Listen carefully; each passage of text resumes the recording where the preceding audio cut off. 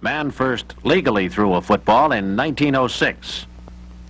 He's still doing it. We got to punch a score. We got to get a score. We got to score, you guys. We got to score.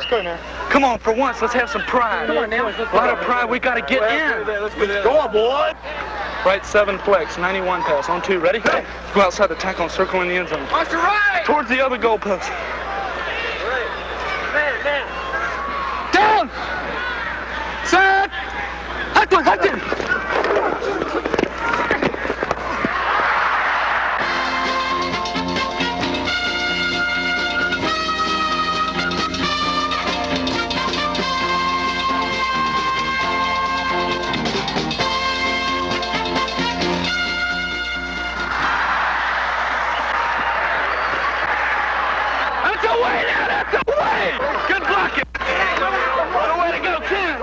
Button Hooks to Bombs is brought to you by DuPont, makers of Corfam polymeric material.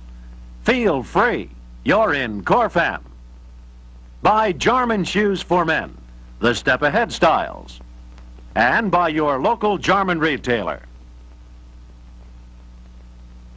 Easy to clean Jarman shoes made of Corfam help a man stay dignified, relaxed, confident, and poised. When other shoes let you down, all you do is wipe your Jarman Corfam shoes clean, and they'll come right back to give you that great fashion look. Step Ahead Jarman styling and wear-tested comfort will always keep you looking dignified, relaxed, confident, and poised, no matter what happens. In football, there's only one true measure of success, and that's the final score. And in today's high-scoring game, the quarterback and his receivers have a lot to say about that success. Young men like Florida's John Reaves and Chuck Hixson of SMU can really throw the ball. Hixson, for example, completed more passes in his first 3 college games than I did in my final 2 years at Alabama. As a sophomore, Hixson completed more passes for more yards than any other sophomore in the history of the sport.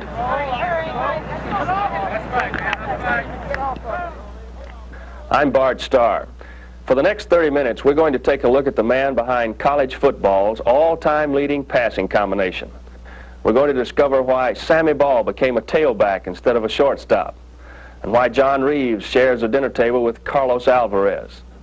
The stories of great passers and receivers are legend, and they all began with one man, a coach who just loves to put that old ball in the air. Most college coaches believe in establishing the running game first in their offensive thinking, whereas at SMU we believe strongly in establishing the passing game first and complementing it with the running game. We try to establish the 6-yard sideline cut as opposed to the off-tackle running play. And we will continue to throw the football on the short passes until the defense deploys in order to stop the short passing game. I've been fortunate as a collegiate passer to get into a progressive system here at SMU with Coach Fry, who's definitely an offensive-minded coach, and he's imaginative to the point where we have so many formations and sets and different variations and plays off these formations that we can do more things than the majority of college teams will attempt to do during a season. Slot right, 76, R flat, on 2. Ready? This particular pattern was strong with both wide receivers to the right, but we're going to utilize the back coming out of the backfield. If the linebacker doesn't pick him up, we'll hit him quick. We have, say, 8 or 9 major formations that we can run during the course of a game, and we practice on during the week. And I'd say at least 100 plays that we have to think about and have the timing down on the week before the Saturday game. Out of all this detailed work and practice, a quarterback usually finds one receiver who is his favorite, the guy he goes to in a clutch.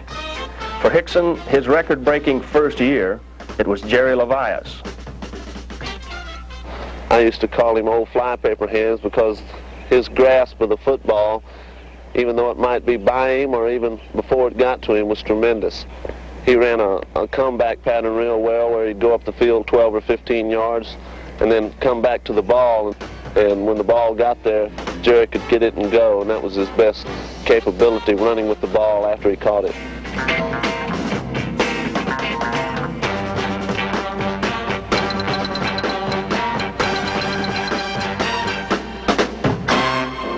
Fry sometimes will have us just run 2 or maybe 3 patterns the whole afternoon. Down! Set! Hut, hut! During practice, timing and techniques, the basic things to work on, I try to look off as much as possible and not follow a receiver with my eyes all the way. And then, of course, you want to get the ball to the receiver as he's breaking, as he's making his move, have the ball in the air before he gets to the end of his pattern.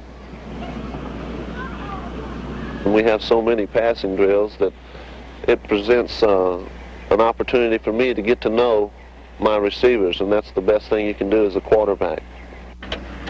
Chuck Hixson is enjoying his college days, both on and off the field.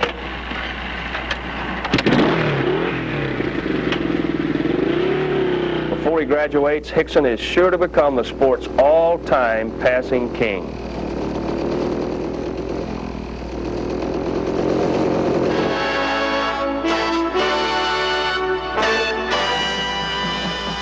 To understand a little more of how two men working together can blend individual talents into one winning combination, let's examine the singular abilities of each. First, the quarterback. This is a man with the good head and the golden arm, who must possess the strength to take punishment.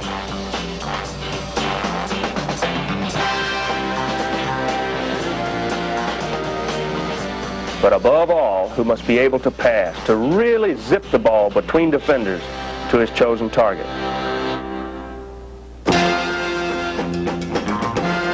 Now the receiver has a different problem. Eyeball to eyeball, he battles his enemy, one man, whose job it is to stop him any way possible.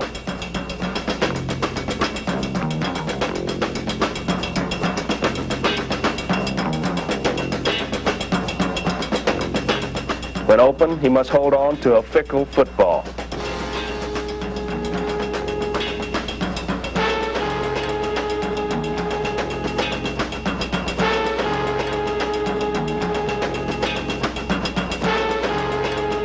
He must possess good moves and good speed. But most important, he must be able to catch a football no matter what the obstacles.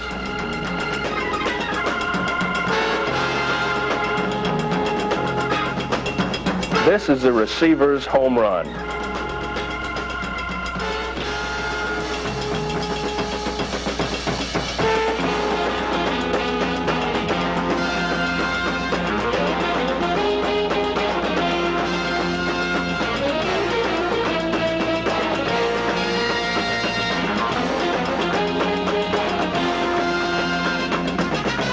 Now, we have a winning combination.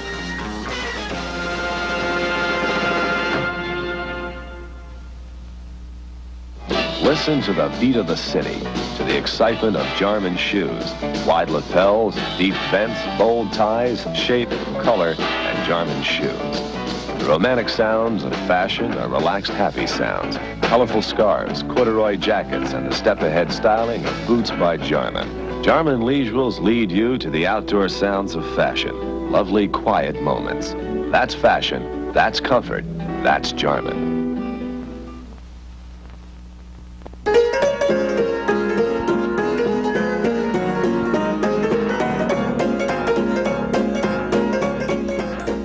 That's the way they played football in the early days. Rough, brutal, and on the ground. In 1905, 18 young men were killed playing the sport, and 149 seriously injured. President Theodore Roosevelt threatened to abolish college football unless the injuries could be reduced. On January 12, 1906, a rules committee met and legalized the forward pass as a method of opening up the game. Eddie Cotchams was coaching St. Louis University that year. Cotchams developed two players who could now legally throw the football. On September the 5th, 1906, Bradbury Robinson grabbed the egg-shaped ball, called a blimp, and threw it 20 yards to Jack Snyder. Robinson and Snyder were college football's original passing combination. Now, the rules began to change about 1913 when Newt Rockne and Gus DeRay paired up at Notre Dame. They tell the story that one day in practice, Rockne fell down while going out for a pass. He scrambled to his feet and hustled back toward the passer to catch the ball. Well, after practice, the two men joked about the mistake. But later on, they got very serious and decided to even diagram it.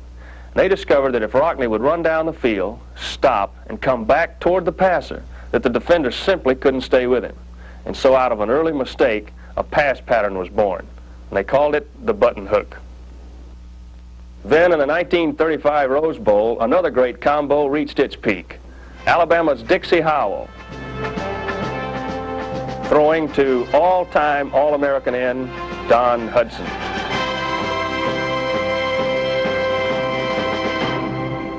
But it wasn't until a tall, lean kid came off a ranch near Sweetwater, Texas, that the passing game really captured the imagination of the entire country.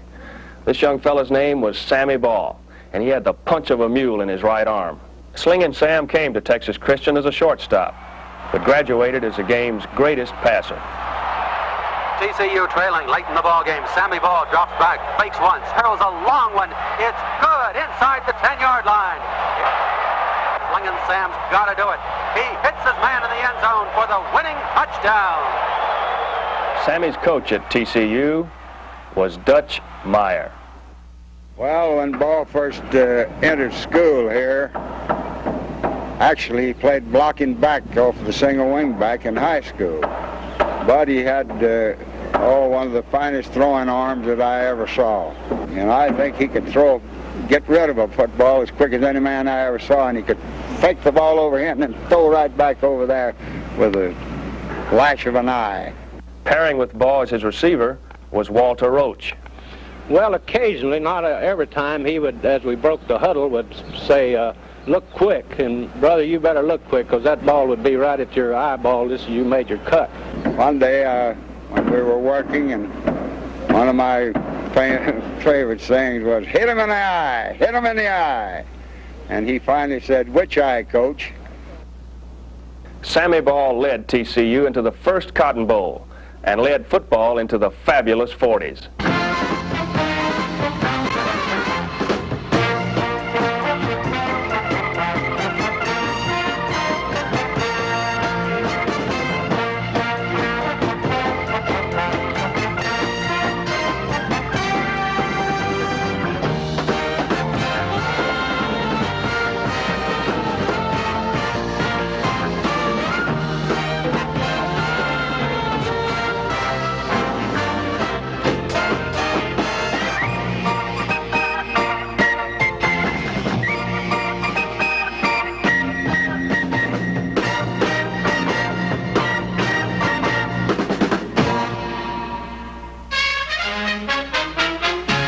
The 40s continued as Chuckin and Charlie Connerly passed Mississippi to the Southeastern Conference crown in 1947. Both Connerly, number 42, and his All-America receiver, Barney Poole, led the nation in their specialties. Poole, incidentally, had been All-Conference at North Carolina V-12 school and All-East selection at West Point before making All-America at Mississippi, the only player ever in college football to win such honors at 3 different schools. Babe Pirelli, a quarterback who taught me many football fundamentals while I was still in high school, holds a record that'll be hard to break for some time. Pirelli led the tough Southeastern Conference in passing for 3 years that he played there. No other passer has ever matched that accomplishment. In the early 50s, the T formation was in style, and Navy's Ron Beagle caught the passes of George Welsh. Welsh is now coaching passing at Penn State University. One of the reasons I think that the passing game has come along so well is because the amount of time, of course, that the passers and the receivers are spending on it. We have boys now that play only one position, the split position. That was almost unheard of when I played. Either you played tight most of the time, and once in a while you flanked. So that if you have an individual playing the split position now all of the time, well, it just stands to reason that he's certainly going to be a lot better at the things that we ask him to do. In 1962 and 63, Baylor's Don Trull became the second quarterback in history to win 2 consecutive national passing titles. Trull's target was Lawrence Elkins.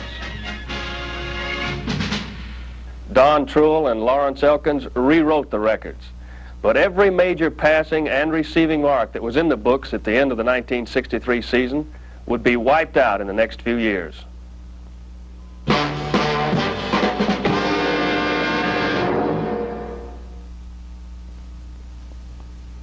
Easy-to-clean Jarman shoes made of Corfam help a man stay dignified, relaxed, confident, and poised.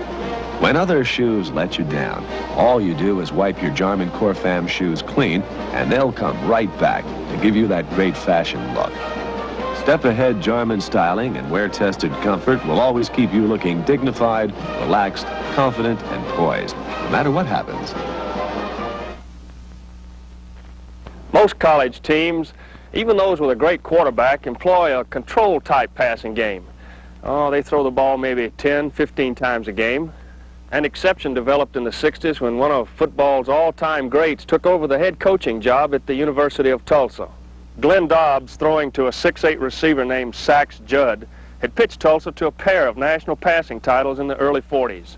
As coach, Dobbs created a devastating passing attack based on one simple pass route, an out. Now, this is nothing more than a pattern in which a receiver runs up the field a predetermined distance and breaks very sharply into the sideline. It worked so well that in 1964, Ian Howard Twilley caught more passes for more yards and more touchdowns than any receiver before him. Quarterback Jerry Rome became the first to complete more than 200 passes in a single season. Rome was a master student at football. He threw only 4 interceptions his entire record-shattering year. Sitting on the bench that season, not completing a single pass, was a tall, natural thrower named Billy Guy Anderson. A year later, Billy won the starting job and paired with Twilley in 1965 to complete 72 more passes than any previous quarterback in history. Together, Anderson and Twilley rank as college football's most productive passing combination. In the middle 60s, Tulsa won an amazing 5 straight NCAA passing championships. A true credit to the strategy devised by Coach Glenn Dobbs. We were operating with the idea that throw that football and make first downs, and the touchdowns will come along after. We didn't throw for the bomb. We threw to keep that ball in our possession and fake to the deeper type stuff, and then the quick break, at which Howard was so tremendous in performing and getting the defender to make his move, and then Howard would make his cut and Jerry would lay the ball in there. And Jerry and Howard probably spent more time after practice than any 2 football players I've ever seen in my life. They would throw the ball high and make Howard jump. They'd throw it on the ground. He kept his knees and elbows skinned up all the time. Tulsa's Rome, Anderson, Twilley. Their names still dot the record books more than any other passing combination. They took the theories of Glenn Dobbs and turned them into the essence of a college passing game.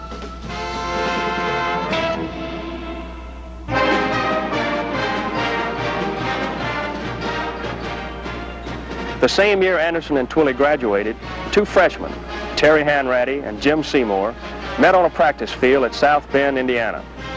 A year later, they started, against Purdue, on national television. We were the only 2 sophomores starting, and we didn't want to mess up the season for the rest of the seniors. And I think the biggest factor in that game was when Coach Parsegian called me in the office the day before the game, and he said that I was the starting quarterback, and no matter what happened, that I was going to stay in there the whole game. No passing combination ever turned in a better first game performance than Terry Hanratty and Jim Seymour. Seymour caught 3 touchdowns and broke 2 other Irish single-game records. Terry and Jim made instant headlines, but they continued to improve with the help of a coach who really made them work. So Coach Parsegian probably used a little psychology on us. He'd find small things that really didn't even show up that he picked out, which started to make us think that we just had to work that much harder each week. In practice, he'd always have a clock on me, getting back to the pocket. I had to get back at the same time every time, if not quicker. And he'd always have a clock on Jim. If he had to run a 15-yard out, he'd have a special time where he had to get to that spot. And we got to the point where we knew that just exactly where I'd get to the pocket, and I'd know exactly where he was going to break.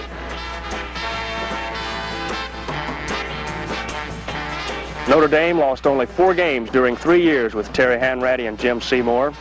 And while not tops in the record books, they undoubtedly rank as college football's best-known passing combination.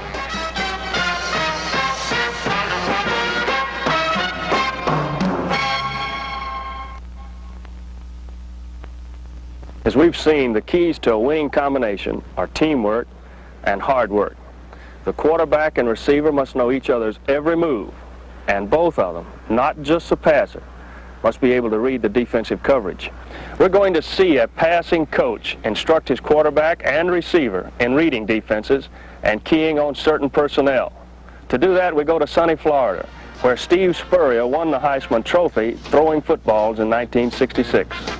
Today's hero is quarterback John Reaves, who, as a sophomore in 1969, won the National Passing Championship. His favorite target is Carlos Alvarez. In '69, Alvarez became the first consensus All-America sophomore since Doak Walker did it in the middle 40s. A favorite subject is their first collegiate pass completion. You know you were going to throw to me, or were you going to throw to secondary receiver anytime? I was covered. I tell you, on that first one, I was so scared. I just was going to turn and throw. I didn't care what happened, you know, because that was the first pass of my collegiate career. So I just turned and threw. There was no picking out a secondary receiver there. I would have never seen him. It's just a good thing that you were open. The thing that was cool, though, was in North Carolina game was the same situation, except for when we were 6 yards further away. We were on a 24-yard line. The same exact play, the same defense, and you caught it again and went 76 yards for a touchdown. That was great. And I won't forget those too quick either. I know it. You know, I was reading a book written by Joe Namath, and he was talking about how he and Don Maynard worked together. He was saying every time Don wanted to change a route, he'd raise his hand right in the middle of it, and that way Joe knew which way he was going or knew that he was going to adjust his route. I think a signal like that would probably help us out, don't you? I think it sure would. Last year we had the signal, but we had it at the line of scrimmage. Yeah. Remember when I would yell double for double coverage, change the pattern from an out to a curl. On the field, these two college students work together as well as any combination in recent history. Alvarez, a Cuban refugee, is called El Gato, the cat, because of his quick moves. Tall and talented John Reaves is a natural for the fun and sun of Florida. John, why did you come to Florida? An old friend of mine who lived right next door to me, Larry Smith, I grew up with him, and I wanted to go where he went, kind of, and my parents wanted me to go there, and I just thought I could get a good education and learn how to throw the ball a lot better if I went to Florida. Okay, let's run the corner route by the tight end. At halfback, when you come off the line, he's going to flatten off on you, just level, trying to take the sideline cut away from you, and this safety man is going to try to cover you deep. There's a soft zone right out in there toward the flag, so you make him think you're going for the post and then back for the corner. Okay, John, you're keying the halfback on the own side. If he jumps on the tight end, get ready to throw it to him going right toward the flag. Drive back, make a cut right there, Jim. Jim, you're waiting too long to break outside. Halfback disappears up the field, break behind him right now. You're giving the safety man too much time to get over there. Yes, see what's happening, John? The guys, it's a definite key. The halfback jumps up on you, and as soon as you see him jump up, you know you got him beat. He's not your man. I mean, we're not that good, and we're going to beat him that easy. So as soon as he disappears, you know that the safety man's coming for you. So break it for the corner right then. Down. Set. Come on. There he goes. Now break. Okay, that's a better throw. Down the field. Show Jim what it's going to be like if they don't rotate up on him. If it just stay in a zone defense and they back up. Now I want you to run the turn back off of it. Don't go ahead and run the corner. Stop and come right back toward the quarterback. As soon as you feel that they're in a zone defense and the outside man on the field's got you. Okay? Let's try that. All right, on two. Down. Okay, there he is. 3 deep, turn back. Okay, that's it, Jim, right there. Coaching is a vital success factor, as is talent. But remaining healthy is also very important. Have you ever gotten hurt in a football game? I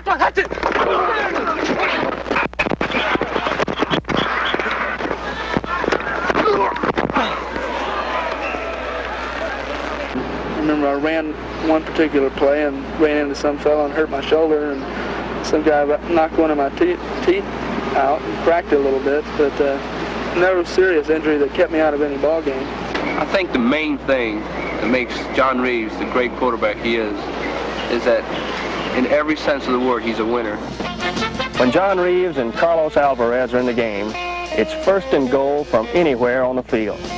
They work together and they win together. What more can anyone ask of a passing combination?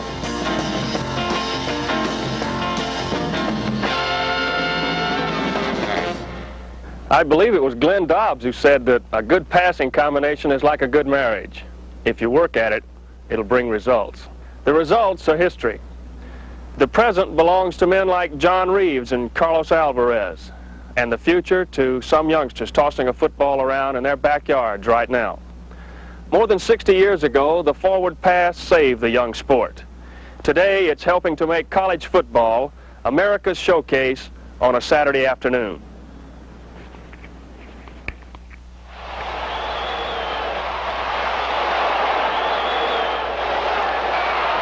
Button Hooks to Bombs has been brought to you by DuPont, makers of Corfam, by Jarman Shoes for Men, and your local Jarman retailer.